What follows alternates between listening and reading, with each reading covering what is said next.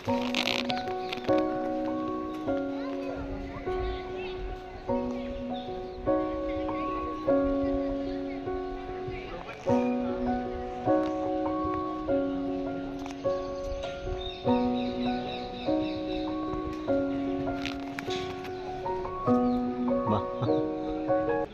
Everybody, నేను కాంచీపురంలో ఉన్నా అనమాట. తమిళనాడులో ఉన్న కంచి పట్టు చీరలకే కాకుండా టెంపుల్స్కి కూడా చాలా ఫేమస్ అనమాట. ద సిటీ ఆఫ్ టెంపుల్స్ అని పిలుస్తారు. మనం చిన్నప్పటి నుంచి విన్న సామెత కథ కంచికి మనం ఇంటికి, అంటే కంచిలో లేని టెంపుల్ ఉండదన్నమాట.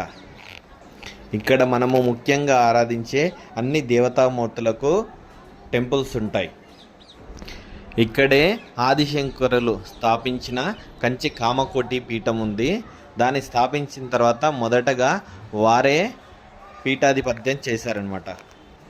ఇక్కడ ముఖ్యంగా చూడవలసిన ప్రదేశాలు కంచి కామకోటి పీఠం, కంచి కామాక్షి అమ్మవారి టెంపుల్, కంచి వరదరాజస్వామి టెంపుల్, కంచి ఏకాంబరేశ్వర స్వామి టెంపుల్, చిత్రగుప్తుని టెంపుల్, కైలాస్ టెంపుల్, ఇట్లా కొన్ని చాలా ముఖ్యమైన టెంపుల్స్ ఉన్నాయన్నమాట. ఒక 15 నుంచి 20 వరకు. ఇందులో కంచి చుట్టుపక్కల మొత్తం కలిపి దగ్గర ఒక 1000 టెంపుల్స్ ఉన్నాయని చెప్తారు. ఇక్కడ మనం చూస్తున్నది కంచి వరదరాజస్వామి టెంపుల్ అన్నమాట. మొత్తము మన దేశంలో, ఈ ప్రపంచంలో 108 దివ్య తిరుపతులు లేదు దివ్య దేశాలు అని పిలుస్తారనమాట. అందులో చాలా వరకు మనకు తమిళనాడులోనే కనిపిస్తాయి. అందులోనూ దాదాపు 15 వరకు కంచి చుట్టుపక్కల ఉన్నాయన్నమాట. ఇక్కడ కంచి వరదరాజస్వామి టెంపుల్ కూడా ఒక దివ్య దేశం ఉంది. స్వామివారు ఇక్కడ 2వ అంతస్తులో ఉంటారు. అలాగే మనము బంగారు బల్లి, వెండి బల్లిని కూడా ఇక్కడే దర్శనం చేసుకోవచ్చు.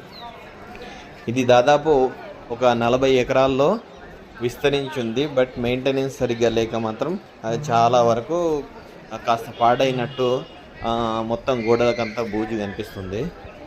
ఇక్కడ ఇది దాదాపు ఒక 1000 సంవత్సరాల ఓల్డ్ టెంపుల్ అన్నమాట. ఇక్కడ ఆర్కిటెక్చరు అదంతా, ఆ పిల్లర్స్, వాటి మీద చెక్కిన విగ్రహాలు చాలా నైపుణ్యంతో మలిచారు. రాతితో చేసిన గొలుసులు ఇక్కడ ఈ మండపానికి ఉన్నాయి.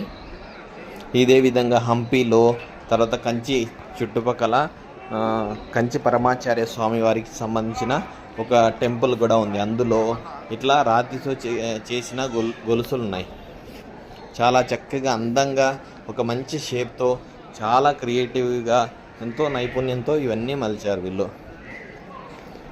మీరు ఎప్పుడైనా కంచి వచ్చినప్పుడు మాత్రం తప్పకుండా ఇక్కడ ఈ వరదరాజస్వామి టెంపుల్, కంచి కామాక్షి అమ్మవారి టెంపుల్, ఏకాంబరేశ్వర స్వామి టెంపుల్, చిత్రగుప్తుని టెంపుల్, కైలాస్ టెంపుల్, ఇట్లా 15-20 చాలా ముఖ్యమైన ప్రదేశాలు ఉన్నాయన్నమాట. తప్పకుండా అందరూ చూడండి. మళ్ళీ మధ్యలో లింక్ వేసారు.